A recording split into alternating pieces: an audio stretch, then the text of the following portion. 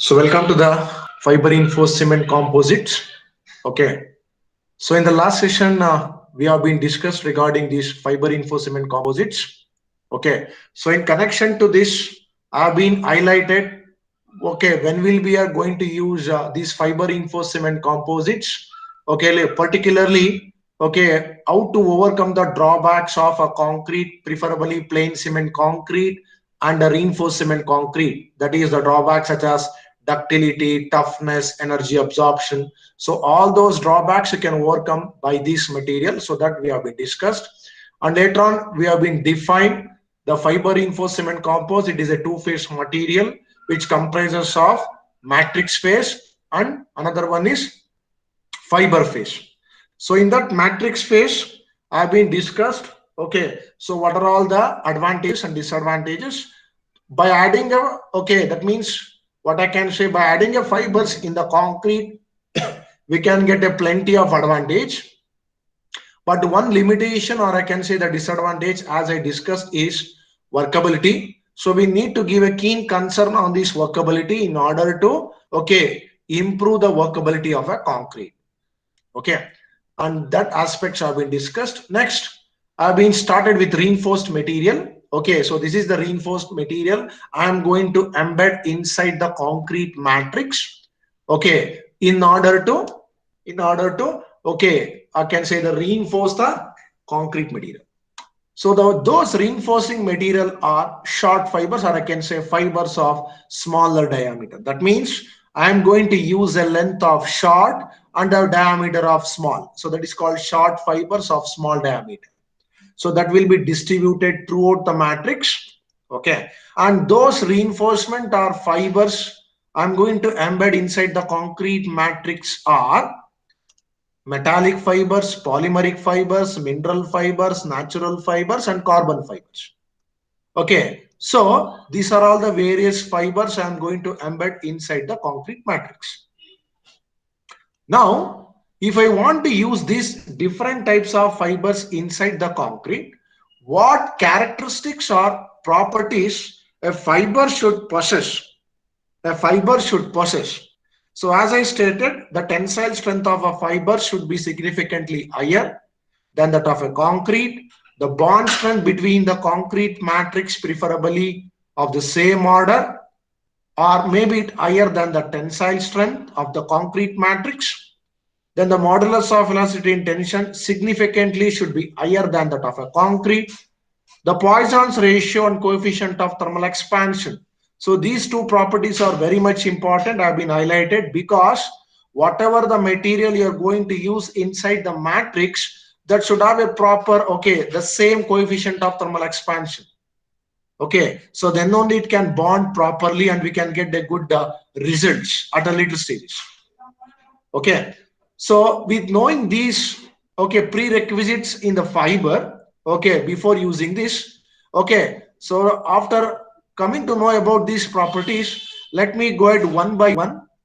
Let me go ahead one by one the different types of fibers. So coming to the first one, metallic fibers. So metallic fibers are made up of either made up of carbon steel or stainless steel. So that's why these particular fibers are also called as steel fibers. So on these steel fibers, they have done a predominant research on these fibers to embed inside the concrete. Okay, and all these properties with respect to steel fiber, I'm going to explain next. And coming to the tensile strength of a fiber ranges from 345 megapascal to 1380 megapascal. Okay, you can see how, okay, the greater tensile strength possessed by a fiber, it is greater than the normal stainless, okay, sorry, the reinforcement steel, that is mild steel, or I can say HVST bar. And also it is far greater than the concrete. Okay, because this particular tensile, which is a prerequisite we require, okay, and we need to embed inside the concrete matrix so that we can get a good ductility, good tensile strength, good toughness, everything. So next, modulus of velocity of this fiber should be 200 megapascal. Okay, the modulus of velocity, it should possess 200 megapascal. So coming to the fibers cross section, Fibers cross section may be circular, it may be rectangular, it may be cent shape, or it may be irregular. Okay, so these are the cross section of a fiber, and you can see the various shapes of fibers. One is straight fiber, other one is hooked fiber. That means at the either of the ends there will be bent. Okay, that is called hook. Waviness on the entire length of a fiber, that is called crimped. Double diaphragm. Okay, ordinary, that is single diaphragm or ordinary diaphragm. Paddled, enlarged ends, irregular shape, that means don't have a proper shape. Intended shape, just like eclipse, okay, they are going to bend. Okay, these are the different shapes of fibers that are available. So in this, predominantly they are going to use hooked fiber and crimped fiber. Okay, so these are the two predominantly used steel fibers that they are going to embed inside the, okay, I can say, concrete matrix. Okay, next. So these are the different cross section, as I mentioned: circular thing, rectangular, irregular, everything. And this will be the bundled hooked fibers. You can see, okay, all the fibers are joined. Okay, these single hooked fiber, that is called bundled fiber. So these are the different shapes of fibers available, okay, in the market, so that you can go ahead with, okay, this embedding of fibers inside the concrete. Next, the most common steel fibers are round in cross section. That's I've been told. The diameter of that rounded cross section may range from 0.4 to 0.8 millimeter, and a length range from 25 to 60 millimeter. Please note this point. The length of a fiber will be 2.5 centimeter to 6 centimeter, and the diameter may range from 0.4 millimeter to the 0.8 millimeter. Okay, and coming to the aspect ratio, this is very, very, very important in the case of fiber, because this aspect ratio will, okay, critically depend upon the performance or the behavior of FRC. Okay, I will explain this also. The aspect ratio means length to the diameter or equivalent diameter. Okay, so that is what the aspect ratio. So this L by D ratio preferably should be lesser than 100. So commonly the L by D ratio varies from 40 to 80. Okay, so if it more, okay, then you are not able to achieve the required properties as I mentioned earlier. That is maybe toughness, ductility, all those things. Okay. Next, round and straight steel fibers are produced by cutting into small piece thin wires. Okay, to improve the bond, the fibers have indented, crimped, hooked at the ends, and enlarged at the ends. Okay, fiber. Okay, so these are the various shapes. Fibers with crimped and hooked are also available in collated form. Okay, so in the different form. Okay, so this is the two fibers they are going to predominantly use. So coming to the next, polymeric fibers. Coming to the next, polymeric fibers. So the polymeric fibers, hope you know that we are going to procure these fibers. So these fibers are byproduct from the petrochemical and textile industries. So it is a byproduct of petrochemical and textile industries. And these fibers types have been explored for use of cement-based matrices. That means what are the various polymeric fibers that can be embedded inside the cement-based concrete are acrylic, aramid polymeric fiber, nylon, polyester, polythene, and polypropylene. Now, polypropylene is the polymeric fiber. They are conducting predominant research on this polypropylene. So this is the fiber now they are using predominantly, okay, inside the concrete in order to get a more, okay, the performance based characteristics in the concrete. Okay, polypropylene fiber. Okay, even though these fibers have reasonably high tensile strength, modulus of elasticity of most of them is quite low, except of aramid. But the tensile strength is very good, but they have been clearly limited. That is, modulus of elasticity is not so, okay, good compared to that steel fiber. And compared to all these fiber, the aramid fiber will be large. This fiber contain 85% by weight of acrylonitrile, which will be classified as acrylic fiber. Nylon was the first polymer fiber I am going to use or induced in the cement-based matrix that has been used. However, they have been using in the volume fraction, and please note down these fibers, they are going to embed inside the concrete in terms of volume. That means 1%, 2%, something like this. Okay, 0.6%, 0.5%, something like this. So this volume fraction, they are going to embed it by the mass of a concrete. That is 1% by mass of concrete, 2% by mass of concrete. So like that, they are going to embed inside the concrete matrix. Is it clear? Next, compared with other polymeric fiber, the aramid fibers have a higher tensile strength and modulus of velocity, and hence they are enhancing the mechanical properties like tensile, bending, everything. So compared to all polymeric fibers, the aramid polymer fibers predominantly possess the good mechanical properties. The primary limitation of their concrete, okay, that means fiber in the concrete, is of higher cost compared to other fibers, because whatever the thing we have invent, always there will be one disadvantage. Okay, so you possess all the advantage, but one disadvantage is cost. Okay, next, coming to the mineral fiber or glass fibers, I can say the glass fiber is a predominantly. The next to the steel fiber, predominant research they have been carried out is glass fiber. Okay, so after the steel fiber, they have been induced or embedded the glass fiber predominantly. So now glass fibers are silica based glass compound, because silica is a predominant compound inside the glass that contains several metal oxides which can be tailored to manufacture different types of glasses. That means whatever the requirement we need, based on that we can manufacture the fiber. It has a very high tensile strength of 1020 to 4080 megapascal. You just imagine. Okay, earlier the steel fiber was 340 to 1000 something. Now it is 1000 to 4000. So that is the blender you can achieve. So these fibers have relatively high tensile strength, and also modulus of velocity is very high compared to polymeric and also the steel fiber. Okay, so compared to polymeric and steel fiber, the fibers will possess high tensile strength and modulus of elasticity. They are quite economical, and hence most commonly used fibers are for structural application. Okay, so this can be good for structural application. Next, in the initial stages, borosilicate glass. Okay, it will be in glass fiber. There will be two types of fibers. One is A glass, another one is E glass. So A glass, E glass, they have been modified, or they have been classified based on the type of compounds or oxides. That is, a glass which comprises of borosilicate glass is called E glass. A glass which comprises of soda lime silica glass is called A glass.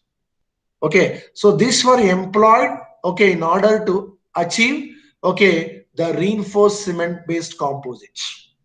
Since both E glass and A glass fibers are found to lose their strength property in alkaline environment. So in the alkaline environment, okay, that is, if the pH is more than 12.5, okay, at this particular pH, okay, at this particular pH, you can see this E glass and A glass fiber tend to lose their properties. Okay, the need for alkali resistance fiber resulted in development of alkali. So later, what they have been invented is they come up with a alkali resistant glass fibers, because the performance of glass fiber was, okay, I can say, very less in the alkali environment. So in order to overcome those, okay, they have invented the alkali resistant glass fibers. Okay, so these improvements we need to go ahead. So the next comes, okay, the natural fibers. So instead of going with this metallic or whatever the thing, this is a non-metallic, or can say the naturally available fiber. We can go ahead in order to improve the cement concrete okay, properties. So what is that? Since in many parts of the world, man-made fibers like steel or polymeric fibers are not available. Yes. So when you don't have an opportunity to go ahead with steel fiber or polymeric fiber, at that inception, we can go with some fiber that is naturally available. How? We can extract those fiber from the plants. Okay, so that is called natural fiber. What are those plants? Let us see them. And the unique aspect of this fiber is low energy extraction needed for their, because you need not to put more energy. That's what we require. Because if you want to manufacture a steel fiber, polymeric fiber, glass fiber, we need to put a lot of energy in order to manufacture. But okay, compared to or coming to the natural fiber, you need not to put much energy. Just okay, extract the fiber from the plants, and you can go ahead with the using. So that is what the potential of a natural fiber I can get. But one major problem is there in the fiber. What is that?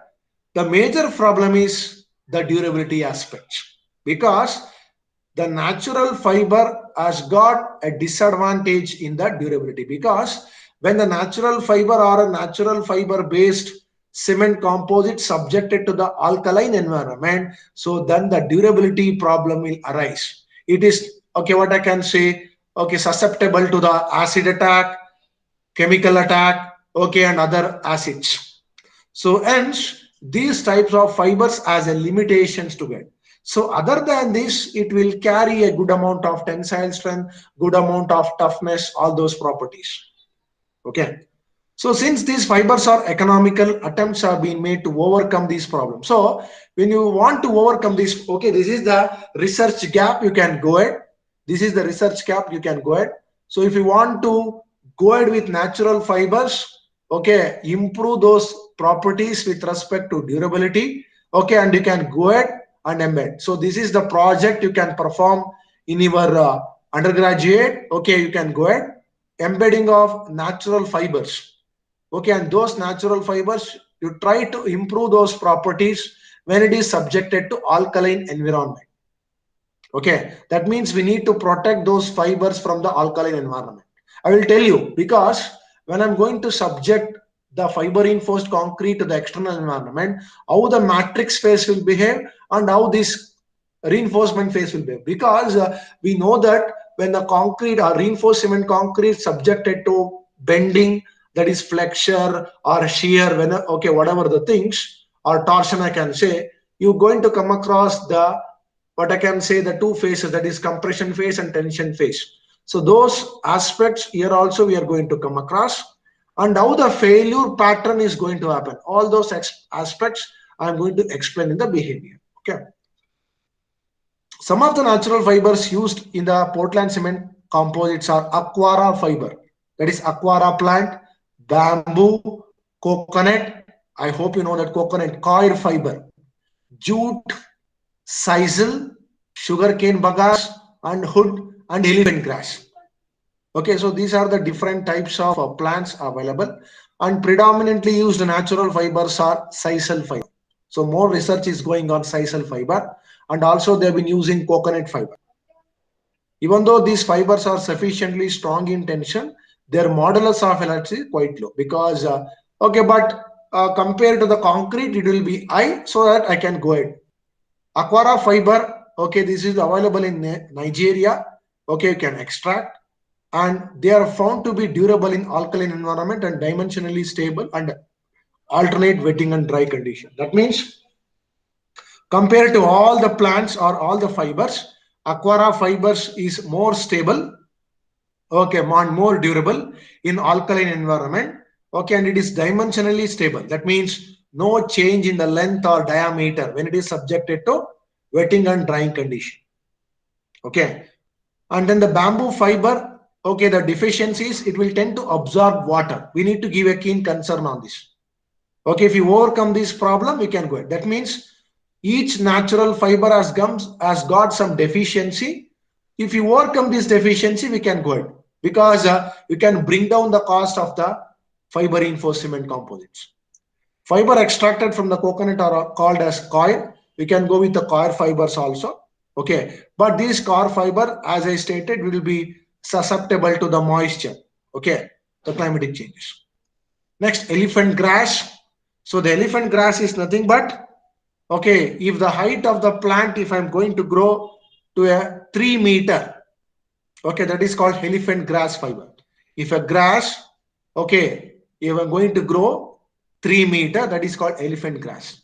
And this will be, I can say the stems are packed with tough, sharp fiber bonded together with lignin because it contains of a lignin. The extraction of this fiber is something difficult, but they are stable under moisture and alkali resistance. So this is the predominantly used natural fibers. Like that, you can go with wood fibers, okay, and so on. Okay, so coming to the very important thing, wood fiber. So as you know, the wood contains the lignin content. Okay, this lignin will, what I can say, uh, the strength will be depend upon the, what I can say, the lignin content. So if you're going to remove this lignin or delignify the wood content, so I can get a good properties because this is the barrier inside the wood. Okay, so this will create an adverse effect on the strength of the fiber. So in the wood fiber, if you remove the lignin content, that is, if you're going to delignify, then automatically you can improve the tensile strength. Okay, so that's why, okay, you can achieve a tensile strength of 200 megapascal. Okay, it is quite okay because as compared to steel fiber and polymer fiber, it is less. But it is, when compared to the, what I can say, the concrete, it is predominantly high, and also it is competitive with the mild steel. Okay, the reinforcement. Whereas the strength of the fiber in which lignin has not been removed, okay, at all is about 500 megapascal. So this is regarding the strength. Removal of lignin reduces the amount of fiber extracted, hence lignin-free fibers are expensive. Okay, because if you're going to remove the fiber, the lignin content from the wood or fiber, so then it will become costly. Okay, the process will become costly. So this is regarding the natural fibers. Next, coming to the carbon fibers.